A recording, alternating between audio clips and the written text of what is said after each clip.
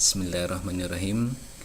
Baik, pada kesempatan hari ini kita akan belajar tentang komponen instalasi listrik. Dan yang pertama kita bahas adalah jenis hantaran listrik.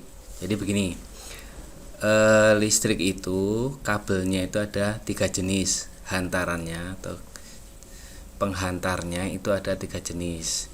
Yang pertama adalah penghantar fasa. Ini adalah penghantar kalau kita pegang ini bisa nyetrum untuk fasa. Kemudian yang kedua itu penghantar netral, ini tidak nyetrum. Dan yang ketiga itu penghantar grounding. Kalau grounding itu biasanya dihubungkan dengan tanah. Jadi yang perlu dipahami adalah 3 jenis hantaran listrik itu. Yang pertama fasa, hantaran fasa. Fasa itu yang nyetrum, kemudian netral, tidak nyetrum, dan grounding itu biasanya dihubungkan dengan tanah. Kemudian bagaimana kita bisa kesetrum? Nah, ini adalah proses kesetrum. Kesetrum atau tersengat listrik terjadi bila tubuh kita dialiri listrik, yaitu dari penghantar fasa ke tanah atau dari penghantar fasa ke penghantar netral. Jadi bisa fasa ke tanah atau dari fasa ke netral. Nah, contohnya seperti ini. Kalau kita memegang fasa, nah nanti terjadi aliran ke tangan kita, kemudian ke tanah.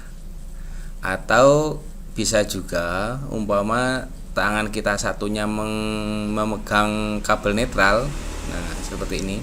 Kita yang pertama memegang fasa, yang kedua memegang kabel netral, itu juga bisa kesetrum. Atau tangan kita memegang kabel fasa, terus kaki kita nginjek tanah, maka kita bisa merasakan kesetrum. Nah, itu prosesnya. Terus bagaimana supaya tidak kesetrum? Nah, asal kita tidak memegang kabel fasa, tentu kita tidak akan kesetrum.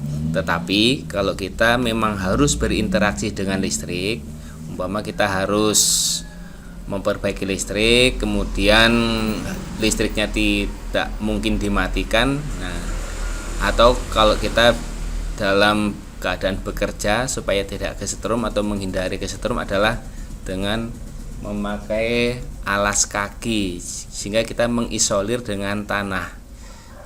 Pakai alas kaki umpama sandal atau sepatu, itu kita kalau memegang fasa tidak akan kesetrum. Atau menggunakan sarung tangan, itu juga kita tidak akan kesetrum kalaupun memegang fasa karena badan kita terisolasi. Jadi kesetrum itu tubuh kita dialiri listrik, yaitu dari penghantar fasa ke tanah atau dari penghantar fasa ke netral, dialiri arus listrik. Kalau kita mengisolasi, bisa menyekat, bisa menghindari aliran tersebut, maka kita tidak akan kesetrum. Terus mengapa kesetrum berbahaya? Ya, kesetrum itu berbahaya karena arus listrik itu akan mengalir ke tubuh kita dan menghasilkan panas dan dapat membakar jaringan, juga dapat menyebabkan fungsi organ tubuh terutama jantung, otot, dan otak itu berhenti bekerja. Jadi kalau kesetrum arusnya besar, itu badan kita bisa terbakar.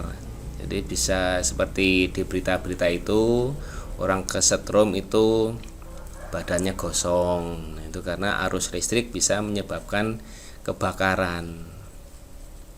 Makanya kita harus berhati-hati. Jadi kesetrum itu berbahaya karena bisa menyebabkan kebakaran atau merusak fungsi organ.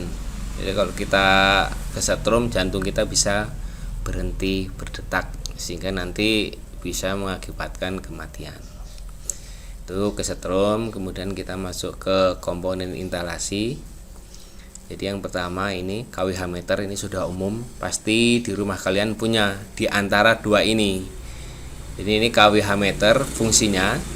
Nah, di sini fungsi KWH meter itu adalah mengukur jumlah energi yang digunakan di rumah tinggal tersebut.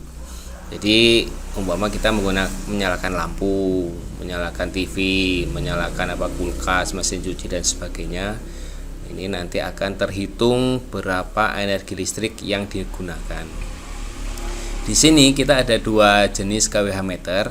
Yang pertama itu prabayar, ini yang digital seperti ini. Jadi yang pulsa. Yang pulsa itu disebutnya prabayar. Pra itu belum, sebelum, bayar itu jadi sebelum pakai kita harus bayar dulu, atau di istilahnya tuh token atau pulsa. Kita kalau mau pakai HP itu kan beli pulsa dulu baru bisa pakai.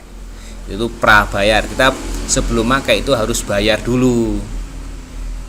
Nah, bayar dulu, nanti meterannya yang seperti ini, yang digital seperti ini. Dan yang kedua itu adalah pasca. Pasca itu sesudah. Jadi kita bayar memakai dulu. Ini yang pasca bayar. Kita pakai dulu, kemudian bayarnya nanti di akhir bulan. Jadi nanti biasanya tanggal-tanggal 25 sampai tanggal 31 itu ada petugas PLN yang datang ke rumah itu mencatat berapa energi listrik yang kita gunakan, sehingga nanti di tanggal 1 sampai tanggal 20 setiap bulannya kita bisa membayarkan listrik yang kita pakai pada bulan yang lalu. Jadi kita ada dua kWh meter, ini yang prabayar, yang satunya pasca bayar. kWh meter ini berfungsi mengukur atau mencatat jumlah energi listrik yang digunakan oleh rumah tinggal tersebut. Nah, yang kedua itu ada MCB. MCB itu letaknya di bawah meteran seperti ini.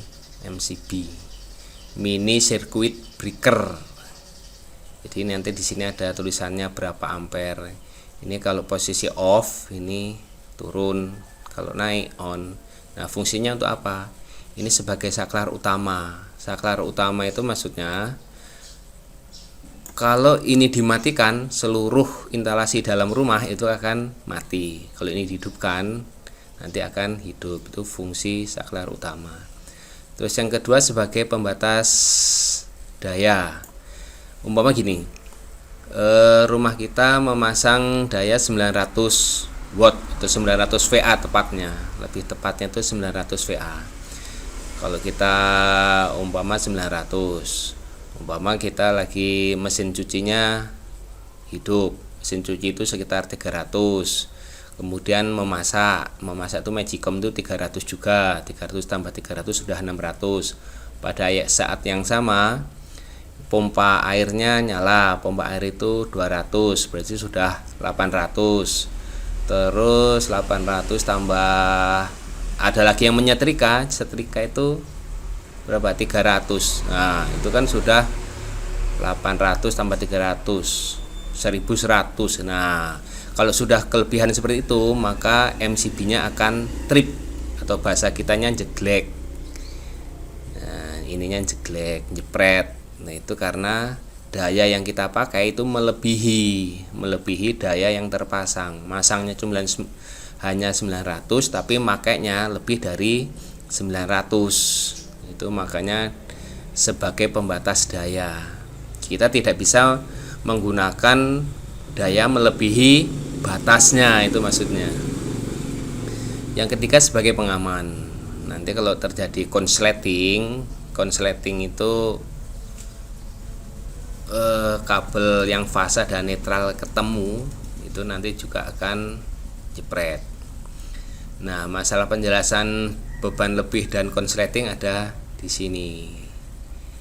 Kemudian ukuran MCB. Nah, di sini ukurannya ada di sini di C current itu arusnya 4, berarti 4 ampere.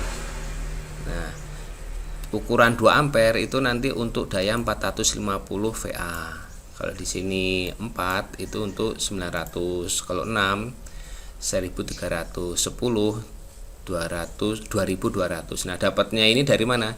Angka ini dikalikan dengan tegangan nominal dari PLN 220 volt. 2 dikalikan 220 ketemunya kan 240, tapi dibulatkan menjadi 400. 4 dikali 220 itu kan 880, digenapkan menjadi 900. Kemudian 6 dikalikan 220 berapa? Dihitung. 10 dikalikan 220, nah ini 2200. Nah, kenapa ada nilai pembulatan? Karena nilai tegangan PLN itu juga tidak tepat di 220, yaitu 220 sampai 240. Nah, ini adalah nilai pendekatan saja ini. Jadi secara sederhananya dikalikan 220 akan mendapatkan nilai ini. Kemudian ini saklar, kamu paham lah ini, untuk menghidupkan dan ini memutuskan dan menyambungkan arus listrik. Jadi kalau ceklek nanti lampunya nyala, ceklek lagi lampunya putus mati. Jadi untuk memutuskan dan menghubungkan arus listrik umumnya ke lampu. Fitting, ini fitting itu tempat memasang lampu. Jadi nanti lampunya dipasang di sini.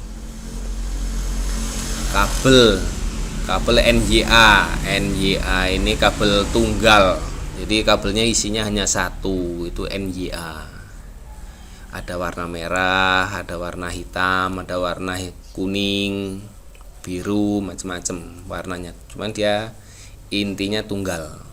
Kabel tunggal, jadi kawatnya hanya satu.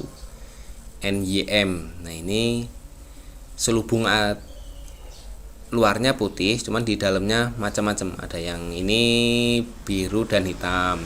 Ada juga yang isinya 3, biru, hitam, dan kuning. Jadi macam-macam NYM. Ini NYY, NYY.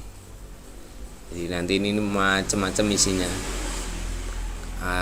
Selubungnya hitam, tapi di dalamnya bisa macam-macam. Itu jenis-jenis kabel. Nah, ini stop kontak. Stop kontak fungsinya menghubungkan sumber listrik dengan peralatan listrik. Nah, ini nanti yang lubang pertama ini adalah untuk yang fasa, lubang ini untuk yang netral. Kemudian di pinggir-pinggir ini untuk grounding. Grounding itu dihubungkan dengan tanah. Nah, sekian ini untuk penjelasan singkatnya. Nah, setelah kalian mempelajari ini, nah di bawah ini ada soal latihan.